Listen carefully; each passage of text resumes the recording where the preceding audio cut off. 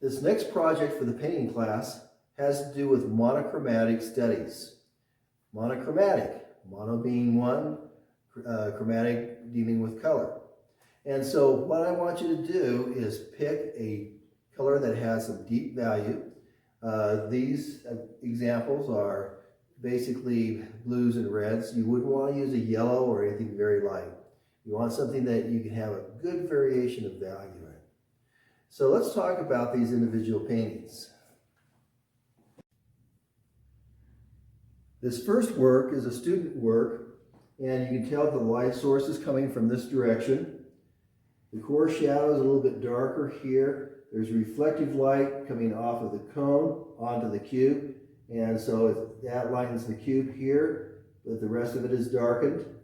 There's also a reflective light surface hitting the cylinder here, so this becomes the lightest part of the cylinder. But you can see a definite core shadow coming down, and the cast shadows are coming off the core shadow.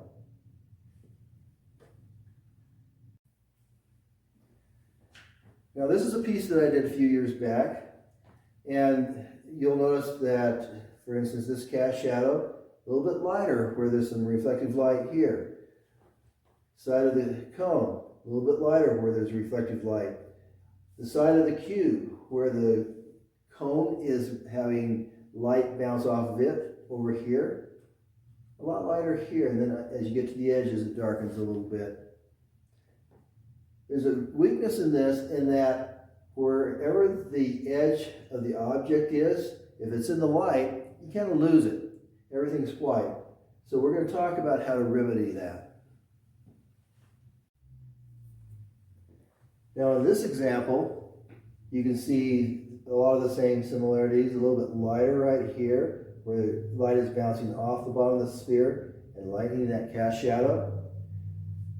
Same thing over here, light's being bounced onto this, a little bit darker where there's no other objects around, and so a little bit light in here, but the rest of the cone is fairly dark.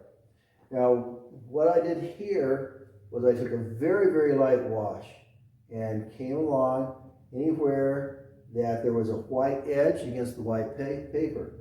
And then by the time I get up here, no more pigment. And so it was just a very, very light wash. And that will give you a chance to define the outside shapes where the light is. So the first thing I did was I made my sketch. Now you choose whichever drawing that you want to use, and you either put a screen in front of you like I did, or you can just print off a hard copy. And you can do it in black and white because that's what monochromatic is anyway. Now, I used my tools to make sure that everything was straight. I used a triangle, I taped down my paper, and it just so happens that I have a lip on the desk so that I can slide this back and forth. Since you're not at school, you may not have a triangle, but everybody should have a straight edge that they have available to them. And so you can measure things and make sure that everything's up and down. I also used a compass to draw the sphere. If you don't have a compass, find an object, a lid or a container that's round that looks like it's about the right size, and you can trace around that. After I drew out my 4 objects, then I came in and I drew in all of the shadows. Here's my core shadow right here for my cylinder, my core shadow for my cone. My sphere is here. You can see the core shadow arcs right across here. And then there's the shape of the shadow. And then I put in my cast shadows. The cast shadow here, that's for the sphere, and then it hits the side of the cube, and there's my cast shadow there. And then all my cast shadows come off of the corners or the core shadow. So I drew this one here. Here's the back side. You can just barely see a little bit of the cylinder right down here, and the core shadows coming off of that. And so once I get everything mapped out, the only thing that I haven't done yet is I haven't put in the shadow right here, but it comes right off of here.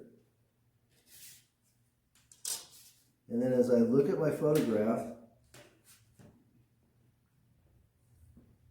it's coming right about off of there.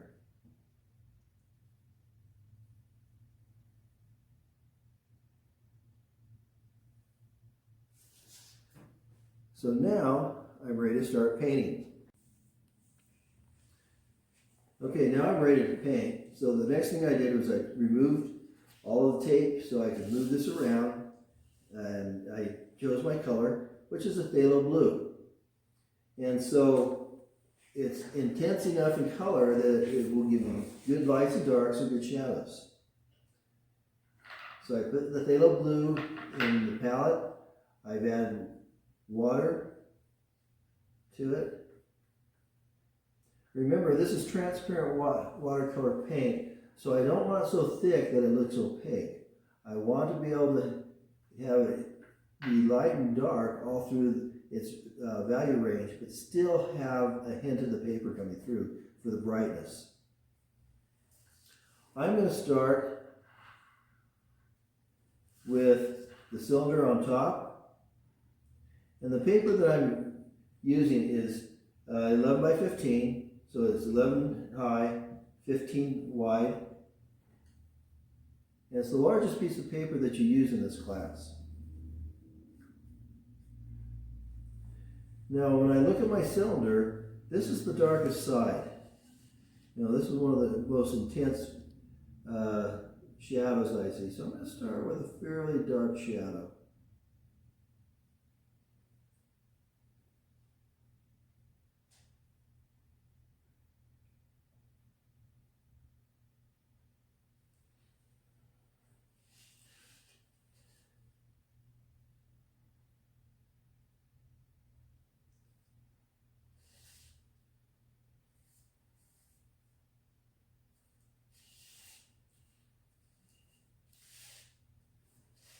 I like to move my paper around so I have good control of where I want to paint.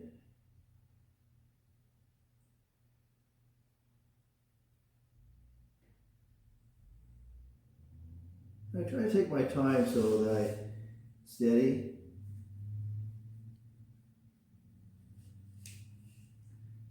And I want to work, but I also want to work fast enough that I don't get a lot of lines.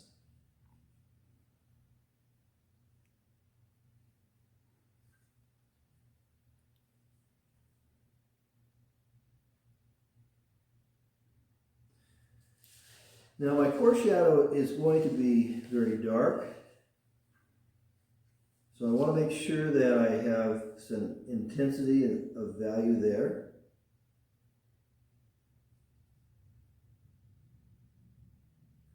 But when I look at my my print of what's going on, I notice there's a lot of reflective light down here, and it starts getting fairly light.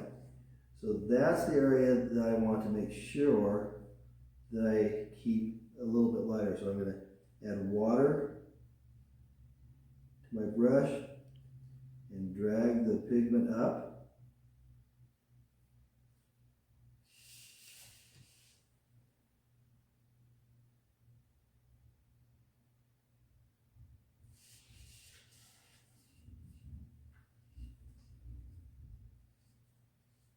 And while it's still wet, I'll finish adding the pigment.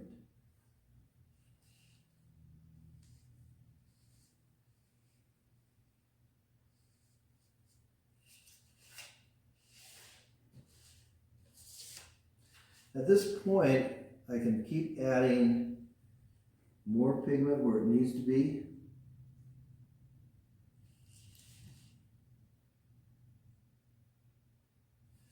I want to try to drag it through the area that I'm painting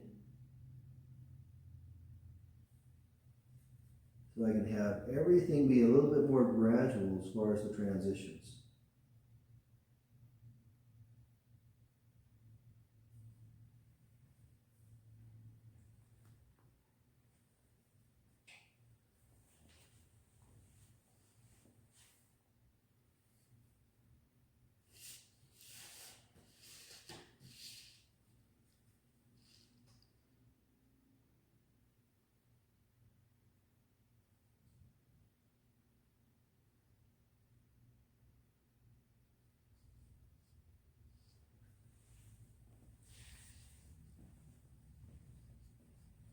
Now I'm going to soften everything with water a little bit.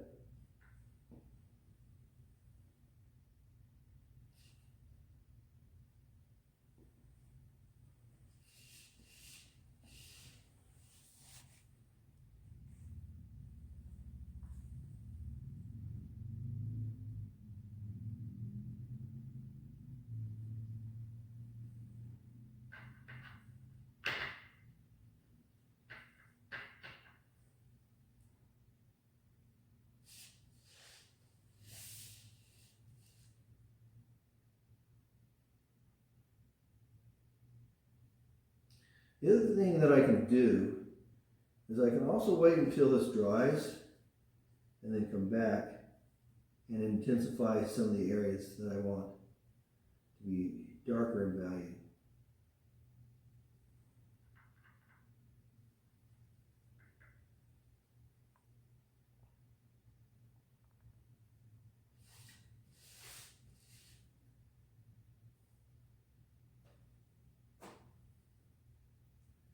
So at this point I'm going to let the water move the pigment around.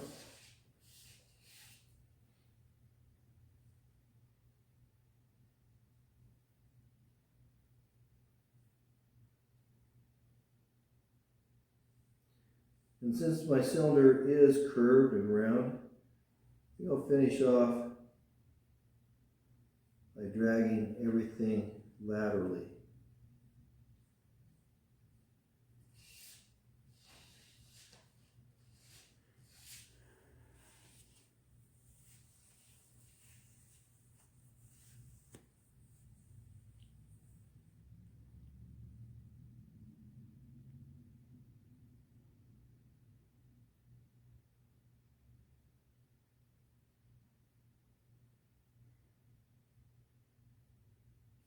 I'll let that dry a bit and see how I like it.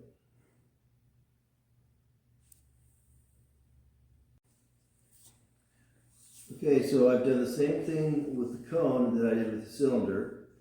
A little bit darker on the edges, a little bit lighter, especially as it comes down in between the items where there's more reflected light. On this side of the cube, I painted it and then I'm letting the water move some of the more intense color around. But when you look at the image, you can see that it's definitely darker on the bottom side here, on the top edge here, and a lot lighter in between.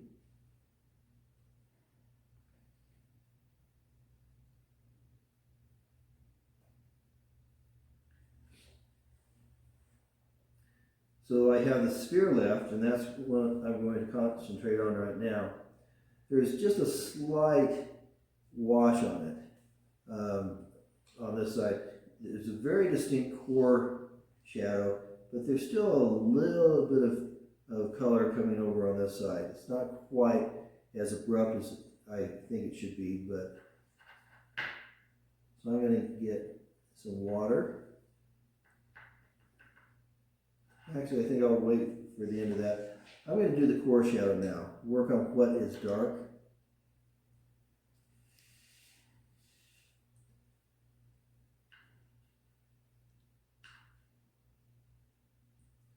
So I'll load up my brush with some pigment, and I'll come right across here.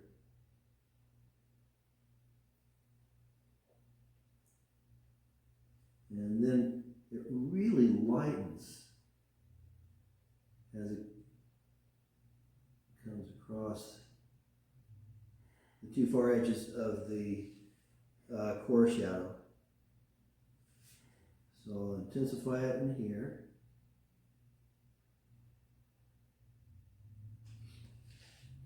And then it starts to dissipate as it comes down to here. So it's going to lighten a bit.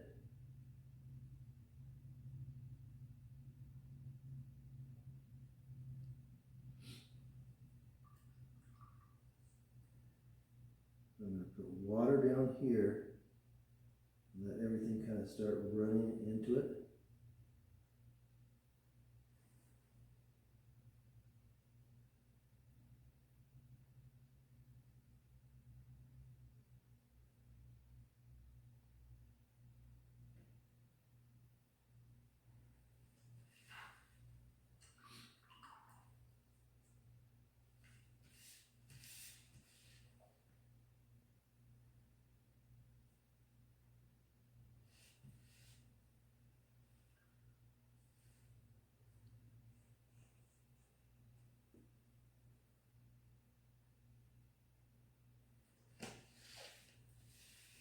And at this point, I'd probably take a little bit of paper towel and do just a little bit of blotting.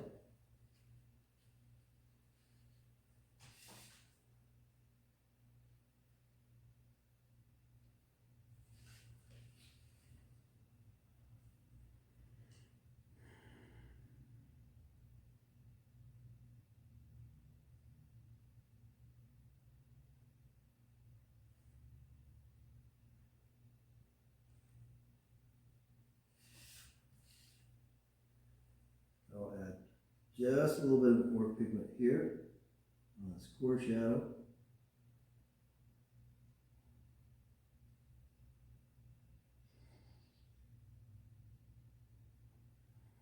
Let that bleed in. I'm going to leave that for a while. Let it dry, and I'll come back to that. Okay, I've given this a chance to dry up a little bit, and so now I've taken some of my pigment and added just a lot of water to it to wash it down, thin it out, and I can come in here and just put a very, very light wash into this.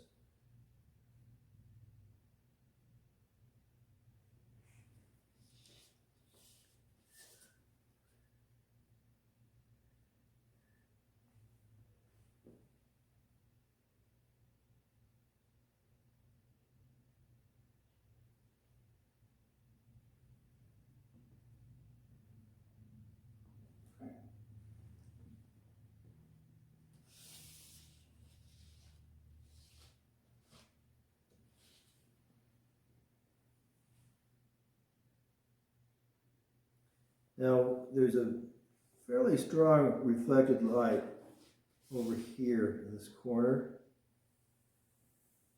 because it's bouncing off this surface right back onto the sphere. So what I'm going to do is take a tissue and just blot it out right there.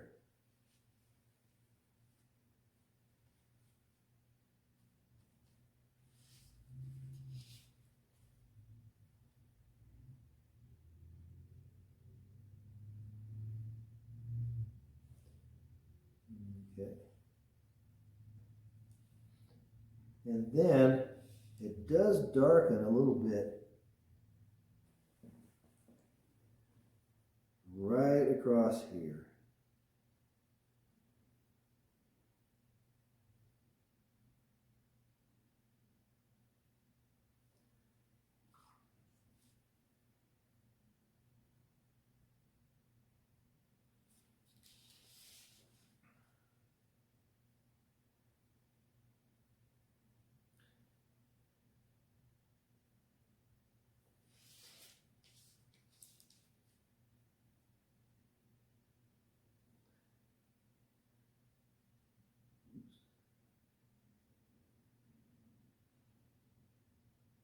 Now I'm just putting water on it,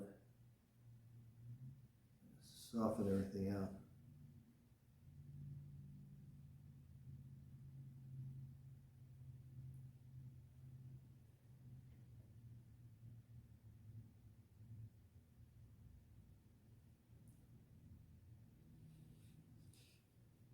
And there's a little bit of color on this side.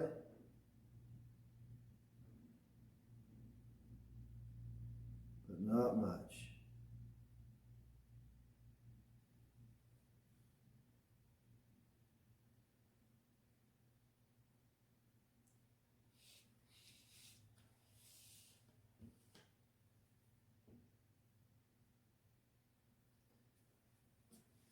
So I'm going to leave that alone for now. So when we do the shadows, look at your picture and see where everything's most intense. Right along this joint here where this plane meets the plane down here, a little bit darker. And so we want to make sure that happens. Right underneath the sphere, it comes out and around. And the darkest part is right underneath the sphere. And I'm going to wait till everything dries before I play with that. Along here, very dark, and it gets very dark along here. This is probably the darkest, one of the darkest areas of a cast shadow. The only place that looks darker is right behind the cylinder on top of the cube there. There's a slight dark shadow right along here that I'll deal with. But once again, I'm going to wait until everything's dry and I'll work with those areas.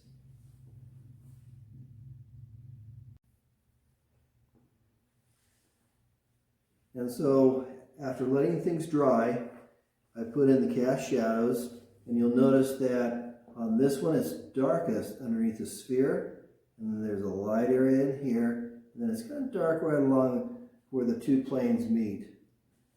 This one is very, very dark right through here, and then it lightens slightly, but it's one of the darkest shadows on here, along with this cast shadow off the cylinder, which comes from the core shadow and moves out. It's very, very dark. But still, it's hard to see the entire shapes. So this is where you want to come in and get lots of water on your pigment to thin it out. And you always want to test everything on a paper towel, because that's how you can tell exactly how intense it is, and that's way too intense. So I'm going to add more water to this.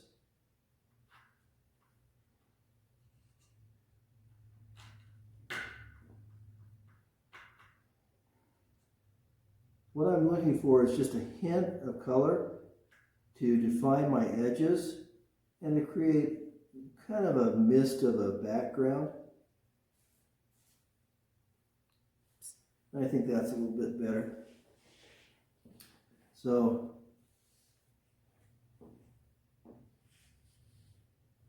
I'm going to come in here and just start giving a hint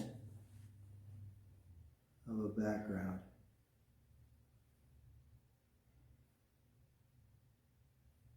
I don't want to color in the entire background because that would make the composition way too heavy.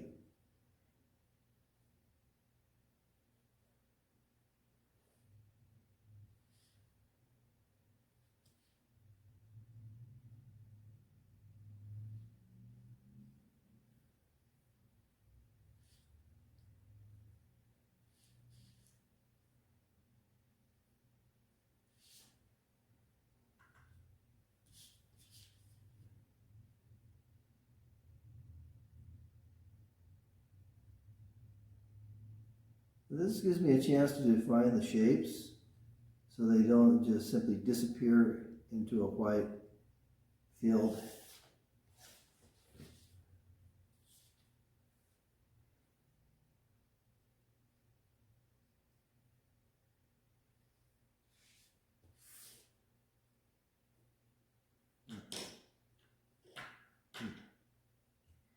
I'll move to a smaller brush.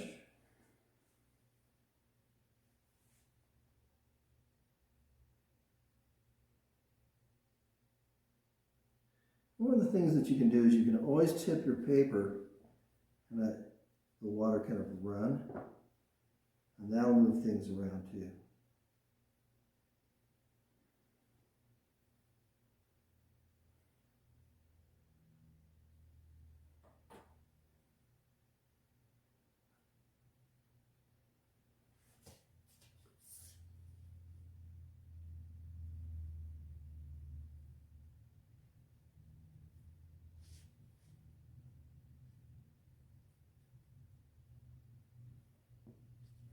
Now, one of the things that I want to do is I want to make sure that the top of the cylinder is well defined also.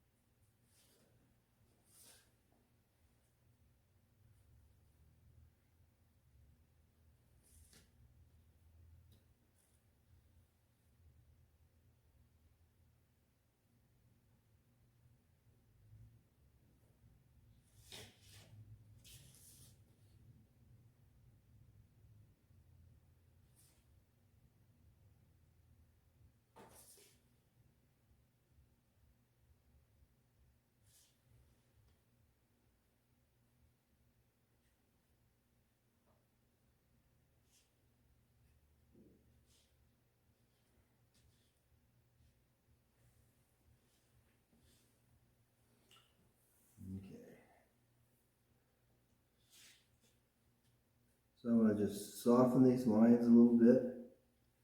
I do that with my large brush.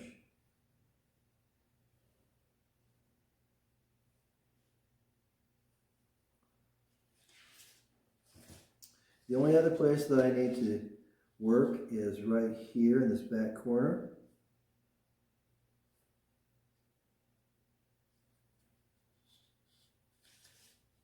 And once again, I'm only interested in giving a hint of the background. I'm not trying to color the whole thing in.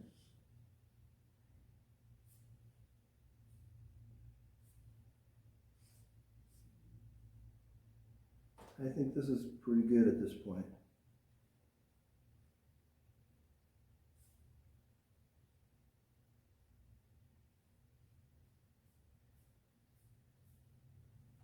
Okay. So I'm going to call that good. So let's turn it back around so that you can see it in the camera.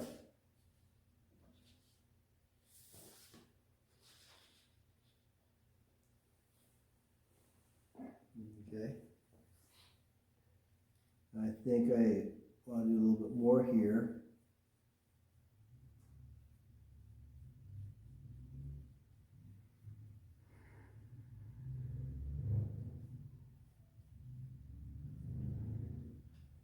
And you can always come back with just straight water to soften anything here if you want.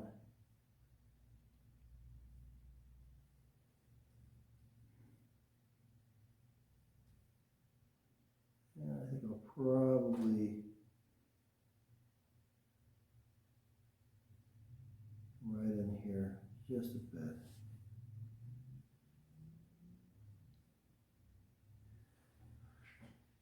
And I think we'll call that good. So just to finish up, this is monochromatic, which means that you only use one color. Every so often I see somebody who remembers their value chart that they can make things darker by adding black. We're not doing that in this case. It's all just the straight color. No adding black. Never add the Chinese white because it's opaque, and that will destroy the transparency of the beautiful colors. And so remember, this was done on this is 15 by 11. And so one color, pick hues that have a lot of value. You can pick the blues, the reds, greens if they're dark enough. You can even use black and just water it down and it'll give you nice, beautiful gray tones. So once again, remember, monochromatic, have fun with it.